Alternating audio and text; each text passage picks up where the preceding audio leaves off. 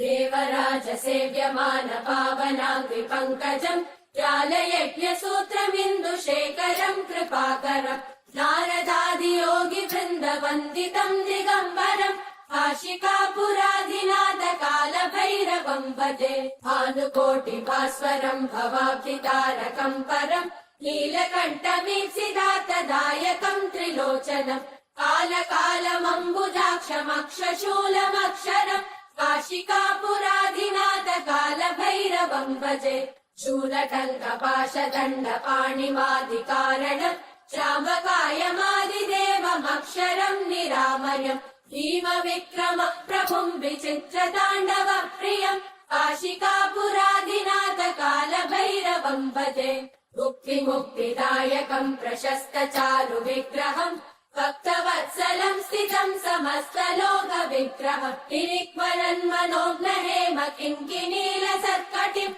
काशिकापुराधिनाथ कालभैरवम् भजे धर्मसेतुपालकम् त्वधर्ममार्गनाशकम् कर्मपाशमोचकम् सुशर्मदायकम् विभुम् स्वर्णवर्णशेषपाशशोभिताङ्गमण्डलम् काशिकापुराधिनाथ कालभैरवम् भजे रत्नपादुका प्रभाविरामपादयुग्मकम् नित्यमद्वितीयमिष्टदैवतम् निरञ्जनम् मृत्युदर्पनाशनम् करालदम् श्रमोक्षणम् काशिकापुराधिनाथ कालभैरवम् भजे